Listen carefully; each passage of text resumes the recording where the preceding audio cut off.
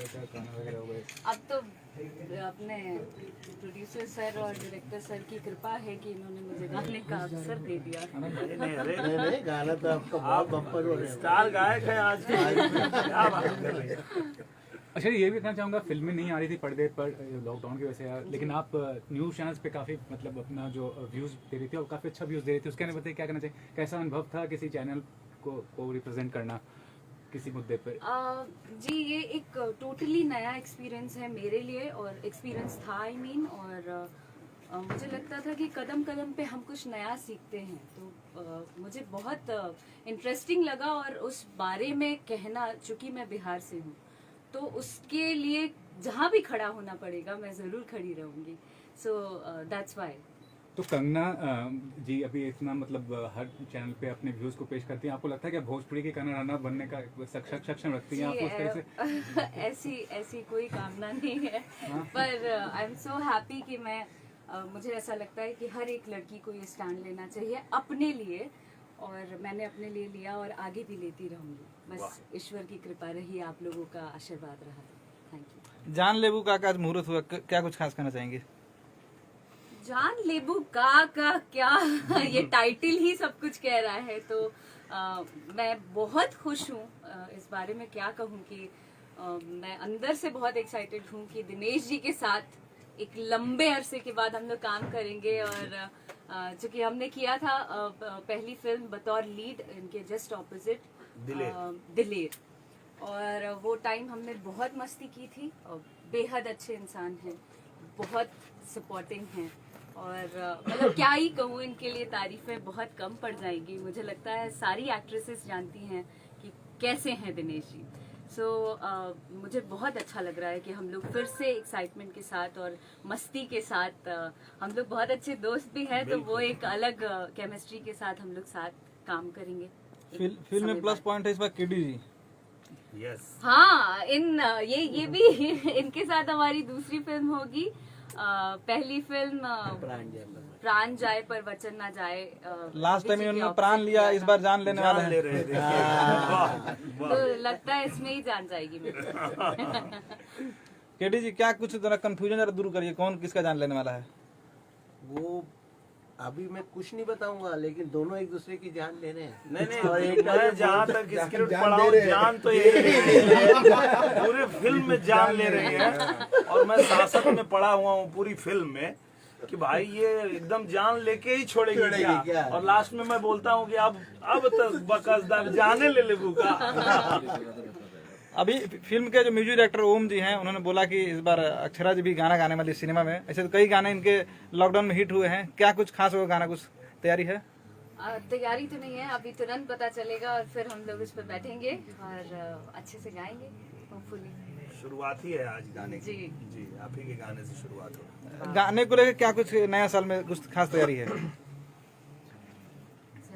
दिनेश जी? हाँ देखिए, जो ये फिल्म है उसके जो म्यूजिक डायरेक्टर हैं हमारे ओम झा जी, आज के डेट में ओम झा जी जो हैं वो हमारे भोजपुरी सिनेमा के सबसे ज़्यादा व्यस्त म्यूजिक डायरेक्टर हैं। मुझे लगता है कि चाहे वो मेरी फिल्म बन रही हो या खेसारी भाई की बन रही हो या पवन जी की बन रही हो, पर म्यूजिक डायरेक्टर जो है ओम झा जी हैं।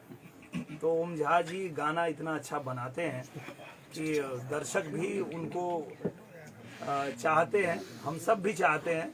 और देखिए ओम झा जी एकदम गोलू मटोलू हो गए हैं एकदम से लॉकडाउन में, और बहुत अच्छा गाना बनाते हैं। इनका गाना बहुत सारा मेरी फिल्मों में बहुत हिट हुआ, बहुत लोगों ने सराहा, बहुत प्यार दिया। और ये जो फिल्म का टाइटल था जान लेबू का, तो इसके लिए मुझे लगता है कि जो इनका फ्लेवर है, सबसे बेहतर म्यूजिक डायरेक्टर इस फिल्म के लिए यही हो सकते थे, और इसलिए ही उनको चुना गया। और मुझे लगता है बहुत अच्छा गाना बनेगा, लोगों को बहुत मजा आएगा। अक्षरा जी, यूजुअली ऐसा होता नहीं है कि दिनेश जी की माता जी भी मुहूर्त पर हो, आज वो भी यहाँ पर खुशकिस्मती से अवेलेबल थी, आपने उनके पैर छुए। इससे पहले कोई मुलाकात हुई थी अक्षरा से उनकी? मेरी मुलाकात नहीं है ना, नहीं बॉर्डर में आई थी, पता नहीं उस टाइम आप थी, बॉर्डर के मुहूर्त में माँ आई थी। हाँ नहीं, पहली बार मुलाकात हो रही है, और इससे बड़ी खुशकिस्मती क्या हो सकती है कि दिनेश जी की माँ आके हम सबों को आशीर्वाद दें। वैसे आपके आने से पहले यही बातें हो रही थी कि माता जी जब भी आई हैं वो फिल्म सुपर डुपर हिट हुई है। अरे वाह, मजा आ जाएगा। माँ का आशीर्वाद तो हमेशा एकदम बच्चों के लिए होता ही है। पूछिए, शुरू कीजिए। अब कब तक शुरू हो रही है दिनेश भाई ये फिल्म, इसकी शूट जो है वो कब तक शुरू हो रही है, कहाँ शूट होगी? हम लोग 21 तारीख से इसकी शूटिंग शुरू कर रहे हैं, इसी महीने 21 तारीख से। और इसकी शूटिंग जो है हम लोग करेंगे अमेठी नहीं, शिवगढ़ बरेली। रायबरेली रोड पे शिवगढ़ एक पैलेस है जहाँ पे पहले कोई बहुत बड़ी हिंदी फिल्म शूट हुई थी। सत्यमेव विजेते हाँ, वो एक लोकेशन ऐसा था जहाँ पे मुझे लगता है कि मेरी फिल्म का ज्यादातर पार्ट जो है वहाँ पे ड्रामा है अक्षरा जी के साथ में, जहाँ पे ये आकर के और पूरा मेरा जीवन जो है खरमंडल मचा देती हैं। तो वो उसके लिए लोकेशन बहुत परफेक्ट मिला। उसके बाद फिर लखनऊ में कर और उसके बाद जो बाकी का शूट होगा, जो शहर वाला पार्ट है, वो फिर हम लोग लखनऊ में शूट करेंगे। केडी जी कब तक आ जाएगी ये फिल्म रिलीज होके? मैं बात कर रहा हूँ। अप्रैल मई तक प्लानिंग सोचा है, जितनी जल्दी आ सके। और ये सर एक चीज और खास है, आपकी फिल्म निरहुआ रिक्शा वाला भी मई में ही आई थी। अरे वाह। तो मई भी हमारे लिए बहुत लकी है, और ईश्वर ने चाहा तो हम लोग फिर से एक बार वही इतिहास दोहराएंगे।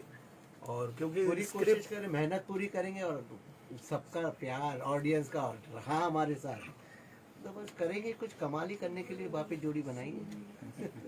और जो केडी जी की जो मैंने स्क्रिप्ट पढ़ी जान लेबू का, तो पढ़ते ही मैंने पहले पूछा कि ये लिखा कौन है।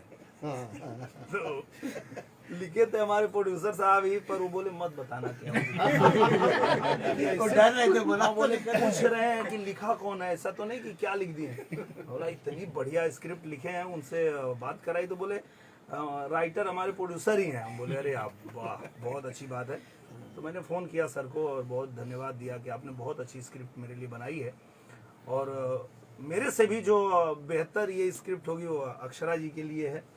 बहुत अच्छा इनका किरदार है, और जो हमारे दर्शक हैं उनको बहुत मज़ा आने वाला है।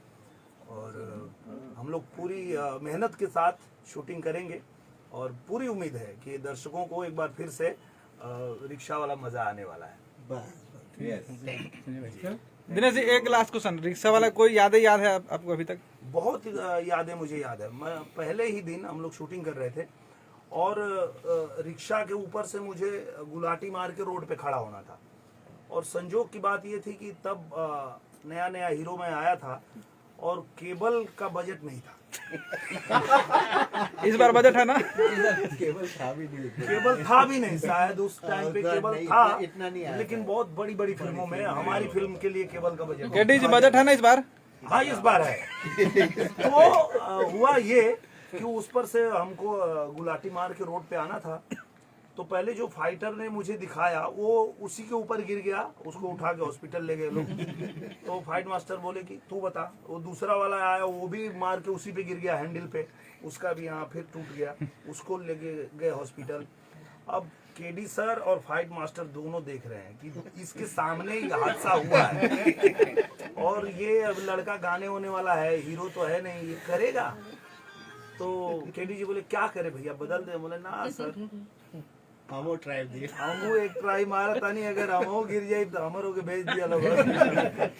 और मैंने वो शॉट दिया, और वो शॉट जो था बिना केबल के रिक्शे के ऊपर से मैंने वो समर शॉट मार के और मैंने वो सामने शॉट दिया था।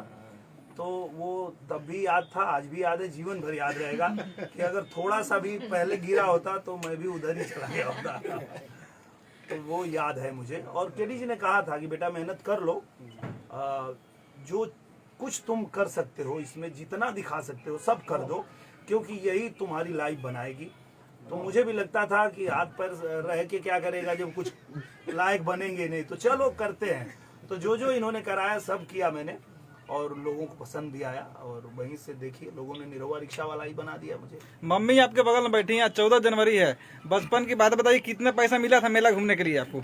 मेला घूमने के लिए सच में माँ ही पैसा देती थी हमेशा, और पैसा से ज्यादा तो धान मिलता था, जो गांव में धान मान होता था। तो मेला जाना है तो मम्मी जो है झोला में धान भर के दे देती थी कि ला